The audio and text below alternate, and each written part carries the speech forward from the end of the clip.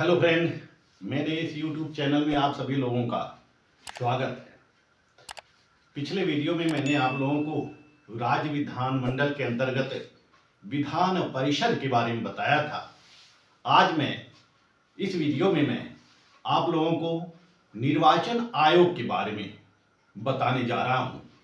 निर्वाचन आयोग क्या होता है, इसके कार्य क्या होते हैं, शक्तियाँ कैसी होती हैं, शक्तियाँ कौन कौन सी होती हैं, इसका संगठन कैसे होता है, निर्वाचन आयोग में कितने सदस्य होते हैं, मैं सब कुछ आप लोगों को विस्तार से बताऊंगा ताकि आप लोग एकेडमिक के साथ साथ कॉम्पिटिटिव एग्जाम में भी इस विषय से संबंधित जो क्वेश्चन आते हैं उसका आंसर आप लोग दे सकें, उसका उत्तर आप लोग दे सकें।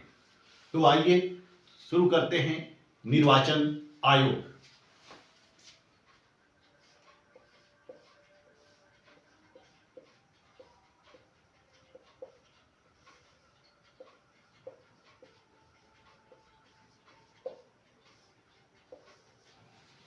निर्वाचन आयोग, जैसा कि आप सभी लोग जानते हैं कि लोकसभा का, राज्यसभा का, राष्ट्रपति का, उपराष्ट्रपति का, विधानमंडलों में विधानमंडल का यानी विधानसभा का, विधान परिषद का निर्वाचन होता रहता है। यह निर्वाचन कराने का उत्तरदायित्व जो है वह भारत निर्वाचन आयोग को सौंपा गया है।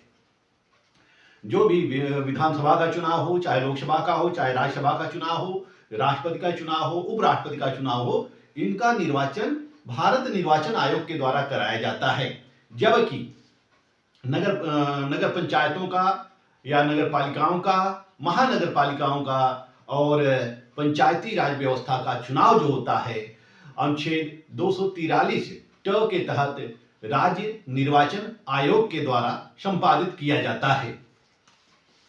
भारत निर्वाचन आयोग की व्यवस्था जो है, इसका जो है उपबंध है, यह हमारे भारतीय संविधान के भाग 15 में अनुच्छेद 324 से लेकर 329 तक किया गया है।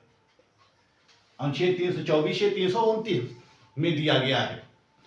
यह एक जो निर्वाचन आयोग है, यह एक संवैधानिक निकाय है जिसकी स्थापना 25 जनवरी 1950 को होती है। इसकी स्थापना कब होती है? 25 जनवरी 1950 में होती है इसकी स्थापना। और तब से यह प्रथम जो आम चुनाव हुआ था लोकसभा का 1952 में, वहां 1952 से लेकर अब तक यह भारत निर्वाचन आयोग ही लोकसभा, राज्यसभा और विधानसभा का निर्वाचन कराती रही है। अनुच्छेद 324 में जो दिया गया है, अनुच्छेद 324 में यह कहा गया है कि निर्वाचनों के अधीक्षण, निर्देशन और नियंत्रण का उत्तरदायित्व जो होगा वह निर्वाचन आयोग में निहित होगा। अनुच्छेद 324 के तहत निर्वाचन आयोग की व्यवस्था की गई है। निर्वाचन आयोग की व्यवस्था की गई है। निर्देशन का, अधीक्षण का, नियंत्रण का उत्तरदायित्व किसके ऊपर होगा? चुनाव आयोग के ऊपर होगा, यानी निर्वाचन आयोग के ऊपर होगा।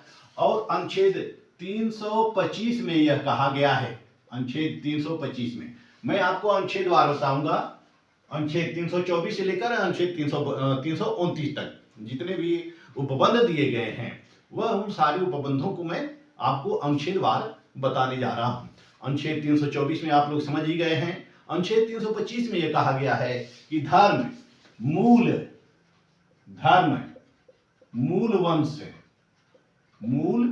वंश, लिंग, जाति के आधार पर किसी भी व्यक्ति का निर्वाचक नामावली में नाम सम्मिलित किए जाने से अपात्र नहीं होगा। यानी कि किसी भी व्यक्ति का केवल धर्म, मूल, वंश, लिंग, जाति के आधार पर निर्वाचक नामावली में सम्मिलित किए जाने से इनकार नहीं किया जा सकता कि वह व्यक्ति विभिन्न धर्म का है, विभिन्न मूल वंश का है और विभिन्न लिंग का है, वह स्त्री है या पुरुष है या जाति है। इन आधारों पर भेदभाव नहीं किया जा सकता है, चाहे वह धर्म किसी धर्म का हो, किसी मूल वंश का हो, किसी लिंग का हो, किसी जाति का हो, सभी का निर्वाचक नामावली में नाम निर्दिष्ट किया जाएगा। अनुच्छेद 326 अनुच्छेद 326 में यह कहा गया है कि लोकसभा और राज्यसभा का निर्वाचन वयस्क मताधिकार के आधार पर होगा। अनुच्छेद 326 में लोकसभा और राज्यसभा के निर्वाचन की व्यवस्था की गई है। राज्यसभा के निर्वाचन की व्यवस्था की गई है किसके आधार पर? वयस्क मताधिकार के आधार पर। वयस्क मताधिकार के आधार पर होगा। और इसका जो निर्वाचन होगा किसके द्वारा होगा? कौन कराएगा इसका निर्वाचन? निर्वाचन आयोग के द्वारा कराया जाएगा। अनुच्छेद 327 में यह कहा गया है कि विधानमंडलों के संबंध में, यानी कि विधानमंडलों के लिए निर्वाचनों के संबंध में उपबंध बनाने की शक्ति संसद में निहित होगी। यानी कि संसद के द्वारा विधानमंडल के संबंध में विधि बनाई जाएगी। विधानसभा के, विधान परिषद के संबंध में निर्वाचन के लिए जितनी भी विधि होगी वह संसद द्वारा बनाई जाएगी। संसद द्वारा विधि बनाई जाएगी।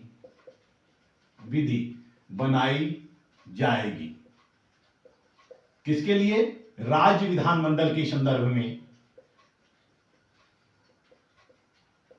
राज्य विधानमंडल के संदर्भ में विधि बनाई जाएगी। अनुच्छेद 328 के अंतर्गत यह व्यवस्था की गई है कि राज्य विधानमंडल निर्वाचन के संबंध में कानून बनाएगा। कहां?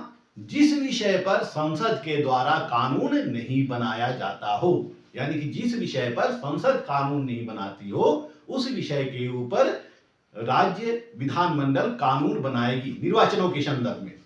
अनुच्छेद 329 में यह कहा गया है कि निर्वाचन संबंधी मामलों में न्यायालयों के हस्तक्षेप वर्जित होंगे। यानी कि निर्वाचन संबंधी जितने भी मामले होंगे उन मामलों में न्यायालयों का हस्तक्षेप वर्जित होगा। तो इस तरह से अनुच्छेद 326 से लेकर 324 से लेकर 329 तक यह निर्वाचन आयोग के बारे में उपबंध किया गया है। अब देखिए हम बताते हैं आपको गठन।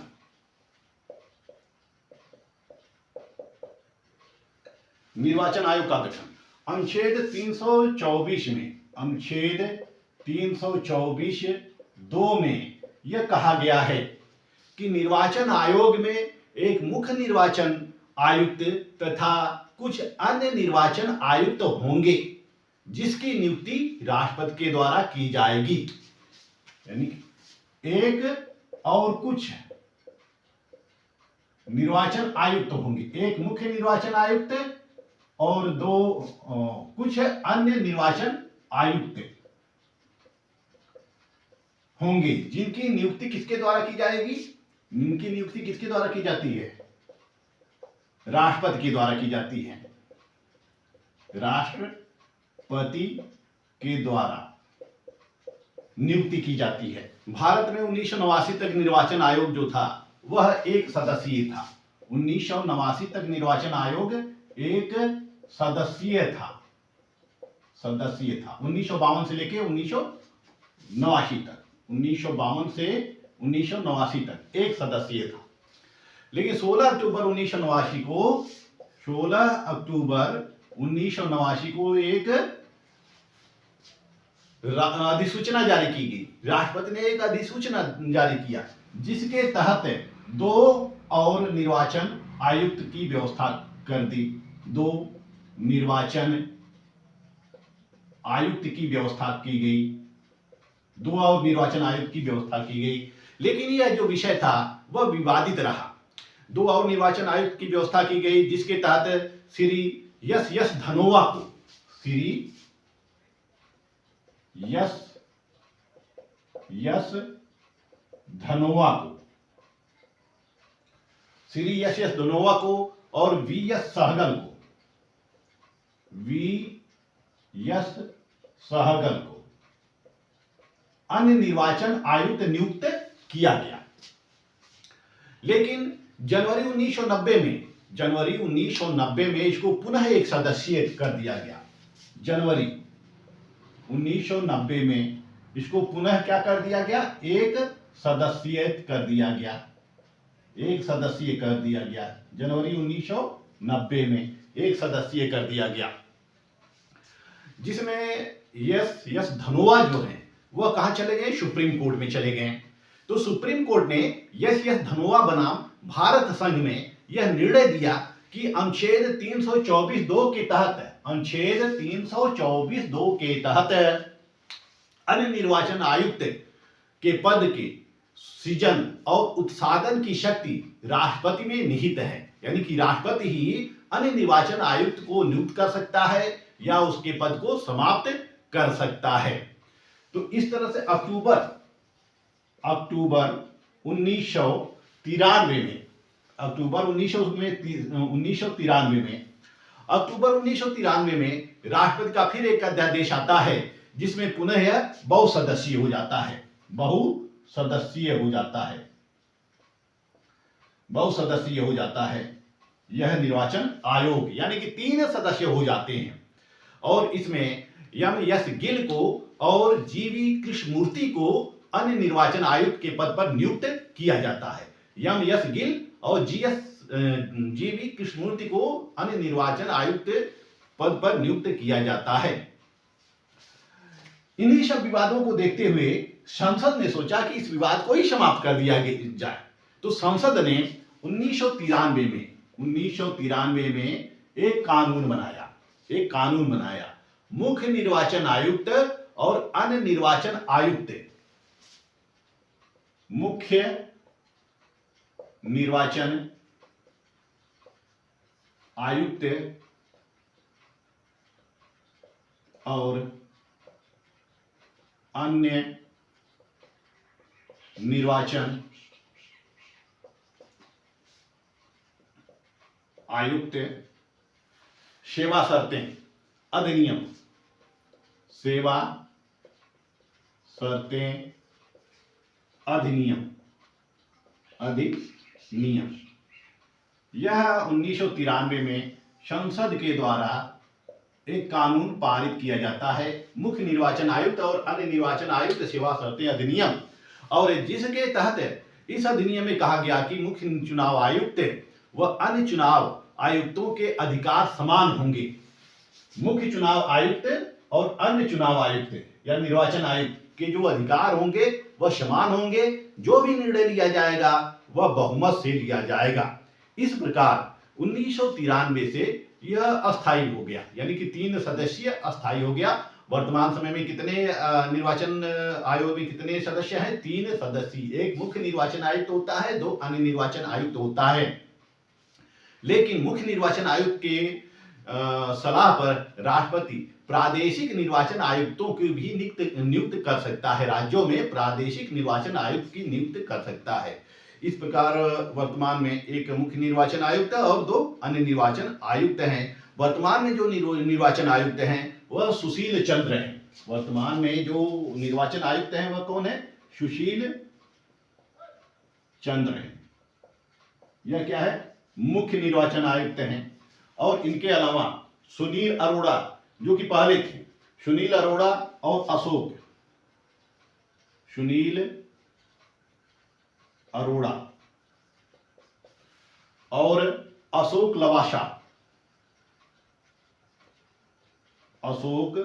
लवासा, यह 3 सदस्यीय हो गया। सुनील अरोड़ा, अशोक लवासा और सुशील चंद्र, यह 3 सदस्यीय निर्वाचन आयुक्त हो गया। तो यह आपने नियुक्ति देखा, गठन देखा कि गठन कैसे होता है, नियुक्ति कैसे होती है। नियुक्ति किसके द्वारा की जाती है? राष्ट्रपति के द्वारा की जाती है। गठन अनुच्छेद 324 के तहत होता है, अनुच्छेद 324 के तहत इसका गठन होता है। इनकी योग्यता क्या होती है?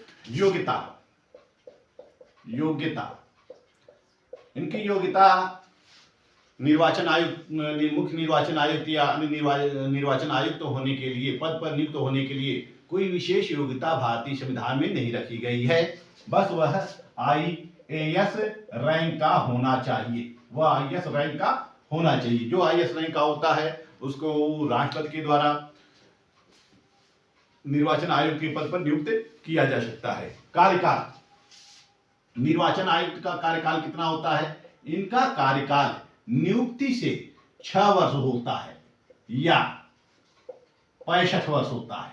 नियुक्ति से 6 वर्ष होता है या फिर 65 वर्ष होता है, यानी कि 65 वर्ष के बाद इनको रिटायर किया जा सकता है। और अन्य निर्वाचन आयुक्त का जो कार्यकाल होता है वह 6 वर्ष होता है या 62 वर्ष तक होता है, 62 वर्ष तक होता है, 62 वर्ष तक। मुख्य निर्वाचन आयुक्त का कार्यकाल कितना होता है? 65 वर्ष तक, और ये 62 वर्ष तक। अन्य निर्वाचन आयुक्त का कार्यकाल 62 वर्ष तक होता है। पद विमुक्ति, पद विमुक्ति, इनको पद से कैसे हटाया जा सकता है? इनको पद से उसी प्रक्रिया के आधार पर हटाया जाता है जिस प्रक्रिया के आधार पर सर्वोच्च न्यायालय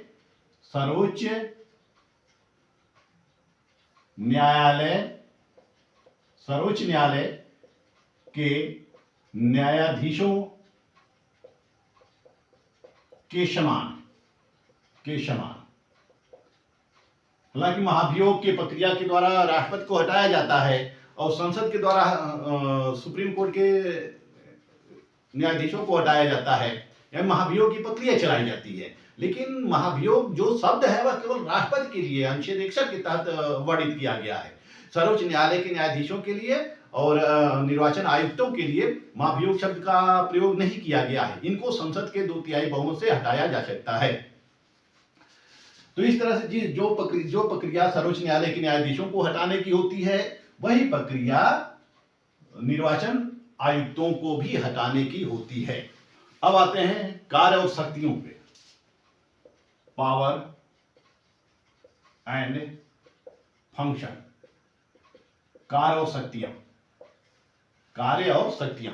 निर्वाचन आयोग के कार्य कौन कौन से होते हैं? निर्वाचन आयोग के बहुत ढेर सारे कार्य होते हैं जो कि मैं आपको विभिन्न शीर्षकों में आपको बताऊंगा।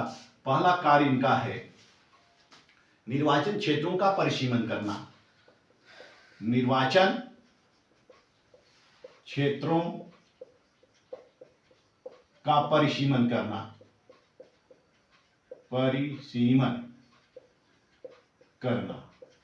निर्वाचन क्षेत्रों का परिसीमन करना। यह निर्वाचन आयोग जो होता है समय समय पर निर्वाचन आयोग का परिसीमन करता है और समय समय पर निर्वाचन क्षेत्रों का परिसीमन करता है। जैसे संसदीय क्षेत्र जो होते हैं, विधानसभा के जो क्षेत्र होते हैं, उन क्षेत्रों की जनसंख्या जब बढ़ जाती है, एक क्षेत्र की जनसंख्या अधिक हो जाती है, दूसरे की कम हो जाती है, तो निर्वाचन आयोग उन सभी क्षेत्रों का परिसीमन करके समान जनसंख्या निर्धारित करता है कि प्रत्येक प्रत्याशियों का या प्रत्येक जनप्रतिनिधियों का जनसंख्या का अनुपात बराबर बना रहे। संसद के द्वारा परिसीमन आयोग अधिनियम 1952 पारित किया गया। 1952 में संसद परिसीमन आयोग अधिनियम पारित किया गया। परिसीमन आयोग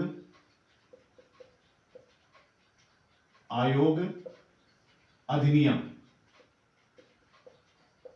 भारतीय संसद के द्वारा पारित किया गया। परिसीमन आयोग अधिनियम पारित किया गया और इसमें यह कहा गया कि प्रत्येक 10 वर्ष पर होने वाली जनगणना के पश्चात निर्वाचन क्षेत्रों का परिसीमन किया जाएगा। यानी कि जब 10 वर्ष पर जनगणना होगी, उस जनगणना के पश्चात निर्वाचन क्षेत्रों का परिसीमन किया जाएगा और जो मुख्य चुनाव आयुक्त होगा वह परिसीमन आयोग का अध्यक्ष होगा या किसी और को भी उस पद पर नियुक्त किया जा सकता है। परिसीमन आयोग के पद पर किसी और को भी नियुक्त किया जा सकता है, लेकिन सामान्यतया जो निर्वाचन आयोग का अध्यक्ष होता है वही अध्यक्ष, मतलब कि जो मुख्य निर्वाचन आयुक्त होता है वही परिसीमन आयोग का अध्यक्ष पद पर नियुक्त किया जाता है। और इसके अलावा परिसीमन आयोग में कौन कौन सदस्य होंगे? 2 जो होते हैं वह सुप्रीम कोर्ट के न्यायाधीश होते हैं। 2 जो होते हैं सुप्रीम कोर्ट के न्यायाधीश को लिया जाता है और 2 से 7 सदस्य जो होते हैं वह राज्यों से लिए जाते हैं और इन राज्यों से जो लिए जाते हैं यह विधानसभा के सदस्य या संसद के सदस्य में से होते हैं। यह सांसद होते हैं या विधानसभा के सदस्य होते हैं। इनको मिलाकर परिसीमन आयोग का गठन किया जाता है। अब तक परिसीमन आयोग जो होता है वह 1952, 1961, 1967, 1967, 1967, 67 और 2002 4 परिसीमन आयोग की नियुक्ति की गई है। 4 परिसीमन आयोग की नियुक्ति की गई है। जैसा कि 2001 में जो संशोधन हुआ था, 86वां संवैधानिक संशोधन, उसके तहत यह कहा गया कि 2026 तक सीटों की संख्या वही रहेगी। 2026 तक सीटों की संख्या वही रहेगी। 10 वर्ष के पश्चात जनसंख्या का परिसीमन किया जा सकता है। तो निर्वाचन आयोग का जो मुख्य कार्य होता है वह निर्वाचन क्षेत्रों का परिसीमन करना। दूसरा कार्य इसका होता है मतदाता सूची तैयार करना। मतदाता सूची तैयार करना। मतदाता सूची तैयार करना। अनुच्छेद 326 में जैसा कि कहा गया है कि प्रत्येक व्यक्ति जो भारत का नागरिक है और जिसकी आयु 18 वर्ष है और जो अधिवास या चित्त विकृत या अपराध या भ्रष्ट आचरण के आधार पर अयोग्य साबित नहीं किया गया हो, उसे मताधिकार से वंचित नहीं किया जा सकता है। मताधिकार से वंचित उसको नहीं किया जा सकता है। इसी तरह से अनुच्छेद 325 में कहा गया है कि धर्म, मूल, वंश, लिंग, जाति के आधार पर किसी भी व्यक्ति का नाम निर्वाचक नामावली में काटा नहीं जा सकता या सम्मिलित किए जाने से रोका नहीं जा सकता, प्रतिषेध नहीं किया जा सकता। तो इस तरह से निर्वाचन आयोग क्या करता है, मतदाता सूची तैयार करता है। समय समय पर जब चुनाव होते हैं उसके पहले मतदाता सूचियां तैयार होती है। इस मतदाता सूची को तैयार करने का कार्य निर्वाचन आयोग के द्वारा किया जाता है। जैसे कि मतदाता सूचियां जो होती हैं वह 3 प्रकार की होती हैं। जैसे कि एक लोकसभा निर्वाचन क्षेत्र की मतदाता सूची होती है, दूसरी विधानसभा निर्वाचन क्षेत्र की मतदाता सूची होती है, तीसरी जो होती है पंचायत निर्वाचन सूची होती है, जो कि राज्य निर्वाचन आयोग के द्वारा तैयार किया जाता है। तीसरा कार्य है राजनीतिक दलों को मान्यता देना। राजनीतिक दलों को मान्यता देना। चूंकि जितने भी राजनीतिक दल होते हैं वह चुनाव लड़ने के पहले कहा जाते हैं, निर्वाचन आयोग जाते हैं, वह अपने राजनीतिक दल को रजिस्टर्ड कराते हैं। जैसा कि जन प्रतिनिधित्व अधिनियम 1951 की धारा 19A के तहत 1951 की धारा 19A के तहत यह कहा गया है कि राजनीतिक दलों को राज्य स्तरीय या राष्ट्रीय दल के रूप में मान्यता होना चाहिए। यानी कि 19A के तहत राजनीतिक दल को या तो राष्ट्रीय दल के रूप में मान्यता प्राप्त होना चाहिए या फिर राज्य स्तरीय दल के रूप में मान्यता प्राप्त होना चाहिए। यह मान्यता निर्वाचन आयोग देता है और इसके लिए राज्य स्तरीय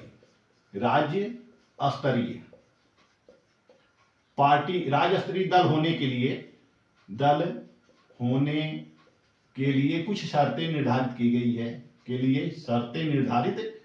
है। राज्य स्तरीय दल होने के लिए शर्तें क्या होती हैं? या तो वह संसदीय चुनाव में या विधानसभा के चुनाव में 6% मत हासिल किया हो, 6% मत हासिल किया हो, प्राप्त किया हो, या विधानसभा में 2 सीटें प्राप्त किया हो, या तो वह विधानसभा में 2 सीटें प्राप्त किया हो या 6% मत प्राप्त किया हो, या फिर दूसरा विकल्प क्या है कि विधानसभा में 3% सीटें होनी चाहिए या कम से कम 3 सीटें जीतती हो, 3% सीटें या 3 सीटें होनी चाहिए। किसी भी राजनीतिक दल की, तो कोई भी पॉलिटिकल पार्टी है जो राज्य स्तरीय दल के रूप में मान्यता लेना चाहती हो, तो उसके लिए कंडीशन निर्धारित किए गए हैं कि कम से कम उसको 6% मत हासिल हो, वैध मतों का 6% मत प्राप्त वह किया हो वह पार्टी, या फिर विधानसभा की 2 सीटें उसने जीत ली हो, या फिर 3% सीट जीती हो या 3 सीटें जीती हो, जो भी अधिक है। तो इस तरह से कोई भी पॉलिटिकल पार्टी है वह राज्य स्तरीय दल के रूप में मान्यता प्राप्त कर सकती है यदि यह शर्तें पूरी करती हो तो। अब राष्ट्रीय दल के लिए क्या है? राष्ट्रीय दल की मान्यता प्राप्त करने के लिए राष्ट्रीय दल राष्ट्रीय दल की मान्यता प्राप्त राष्ट्रीय दल होने के लिए कुछ शर्तें हैं। जैसे कि पहली शर्त क्या है, वह जो पार्टी है वह 4 राज्यों में वैध मतों का 6% मत प्राप्त किया हो, 6% मत प्राप्त किया हो, और लोकसभा में 4 सीटें जीती हों, 4 सीटें जीती हों। कहाँ से सीटें जीती हों? सीटें जीती हैं कहाँ? लोकसभा में। लोकसभा में वह 4 सीटें जीती हों, या फिर लोकसभा में 2% मत प्राप्त किए हों, या लोकसभा में 2% सीटें प्राप्त किया हों, या 543 में से 543 सीटें हैं लोकसभा की, तो 543 में से 11 सीटें जीतनी आवश्यक हैं, और यह सीटें कम से कम 3 राज्यों में होनी चाहिए। तो ये कंडीशन जो दल फॉलो करते हैं वह अपने को राष्ट्रीय दल के रूप में नामित हो सकते हैं, राष्ट्रीय दल की मान्यता ले सकते हैं। जैसे कि भारतीय जनता पार्टी, कांग्रेस, बहुजन समाज पार्टी, ये सब क्या है? राष्ट्रीय पार्टी के रूप में यह मान्यता प्राप्त है। चौथा का चुनाव चिन्ह आवंटित करना। चुनाव चिन्ह आवंटित करना, आवंटित करना। पांचवा कार्य चुनाव चिन्ह आवंटित करना। पांचवा है निर्वाचन का संचालन करना, निर्वाचन का संचालन करना। छठवां है अर्ध न्यायिक कार्य,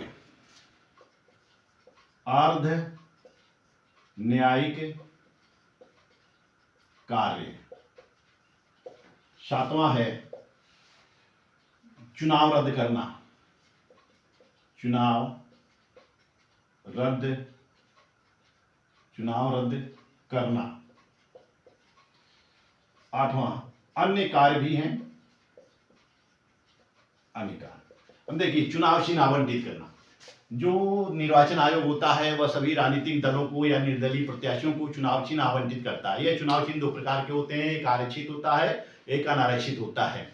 जो मान्यता प्राप्त दल होते हैं उनको वह आरक्षित चिन्ह आवंटित करता है, यानी कि यह चिन्ह उनको कुछ दिन तक, यह इन चिन्ह को वह रख सकते हैं, लंबे समय तक रख सकते हैं। जो निर्दलीय प्रत्याशी होते हैं या गैर मान्यता प्राप्त दल होते हैं उनके लिए वह अनारक्षित चुनाव चिन्ह प्रदान करता है। इसके अलावा चुनाव आयोग निर्वाचन का संचालन करता है। निर्वाचन के समय जो होता है राज्य के समस्त कर्मचारी जो होते हैं वह निर्वाचन आयोग के हो जाते हैं।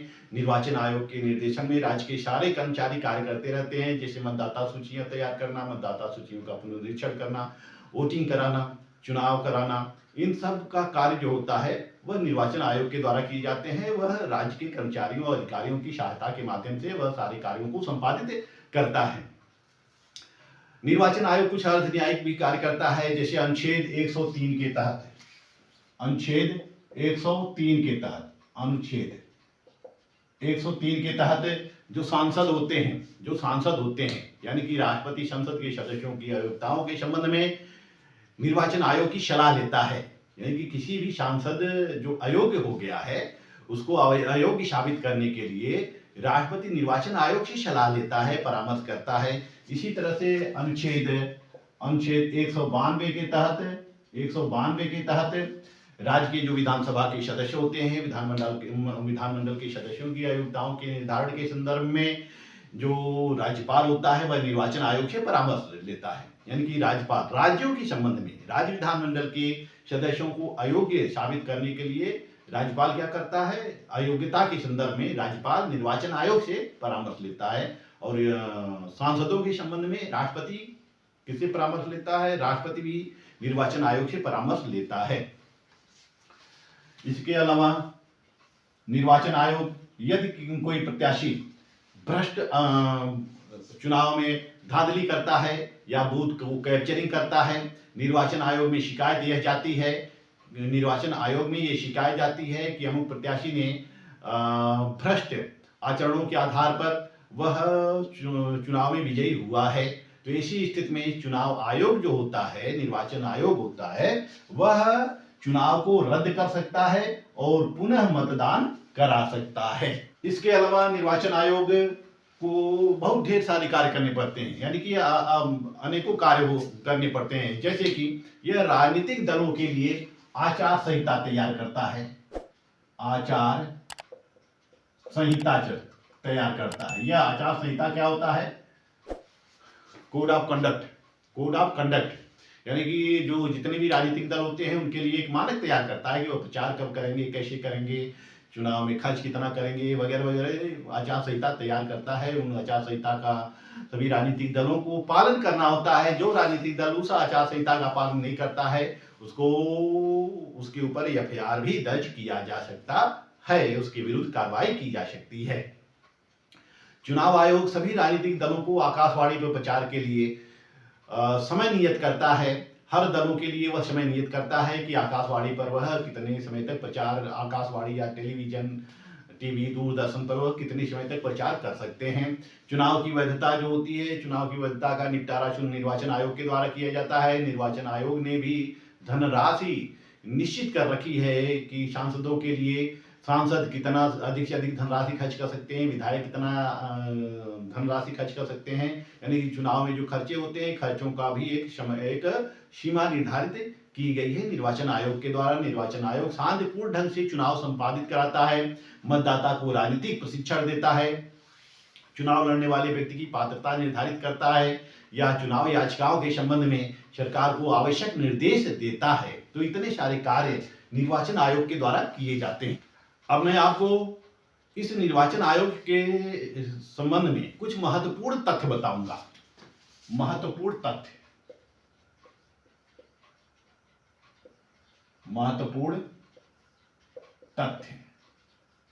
महत्वपूर्ण तथ्यों से अवगत कराऊंगा। जैसे कि निर्वाचन आयोग की स्थापना कब होती है? 25 जनवरी 1950 को होती है निर्वाचन आयोग की स्थापना। और 25 जनवरी 1950 को ही 25 जनवरी को मतदाता दिवस के रूप में मनाया जाता है। मतदाता दिवस के रूप में मनाया जाता है। मतदाता दिवस की जो शुरुआत होती है वह सबसे पहले 25 जनवरी 2011 को होती है। उसमें भारत की राष्ट्रपति थी श्रीमती प्रतिभा देवी सिंह पाटिल।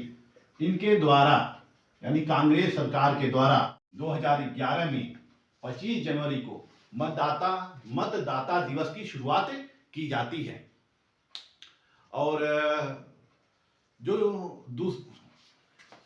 दूसरा तथ्य,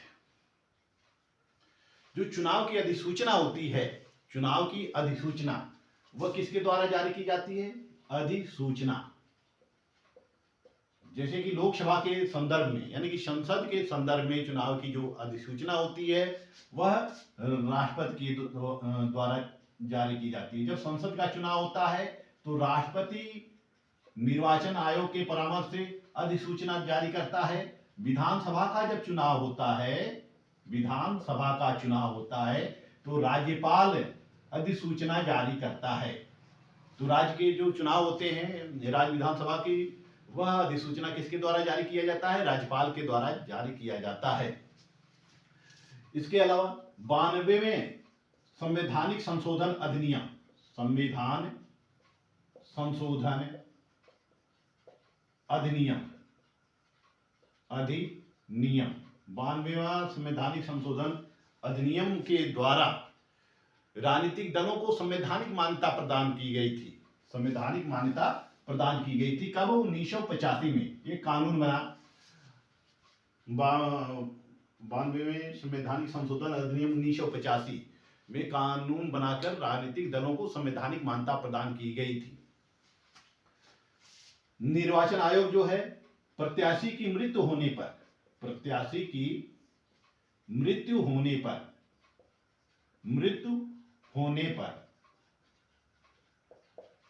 चुनाव जो होता है वह स्थगित नहीं होता है, उसको टाला नहीं जाता है, बल्कि राजनीतिक दलों के द्वारा 7 दिन के अंदर प्रत्याशी की घोषणा करनी होती है। प्रत्याशी की घोषणा करनी होती है। यानी कि जब कोई प्रत्याशी, जैसे कोई प्रत्याशी चुनाव लड़ रहा है, उसके अचानक हार्ट अटैक हो जाता है, मृत्यु हो जाती है, तो ऐसी स्थिति में 7 दिन के भीतर, 7 दिन के अंदर नया राजनीतिक दलों के द्वारा नए प्रत्याशी की घोषणा की जाती है।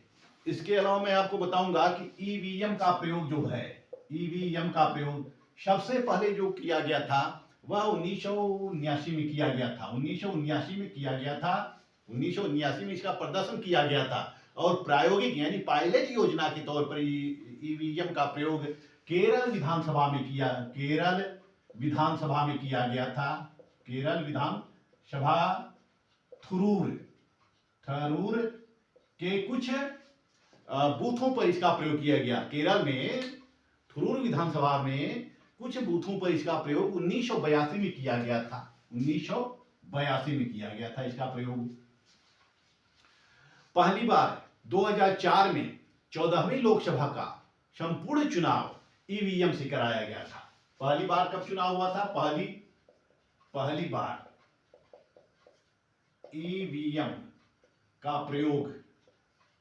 प्रयोग लोकसभा में 2004 में किया गया था।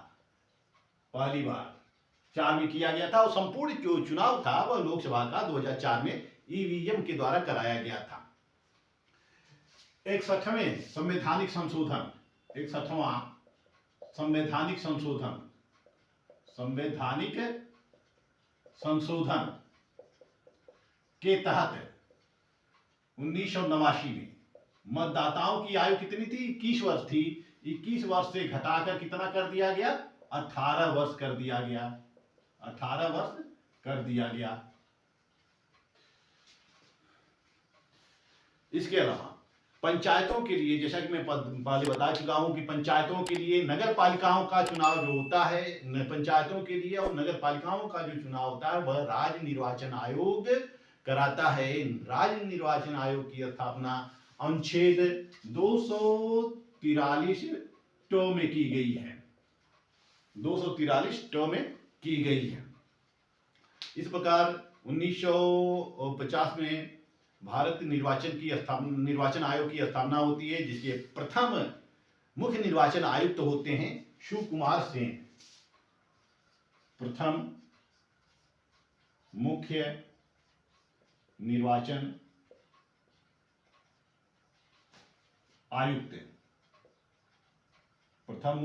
आयुक्त कौन होते हैं?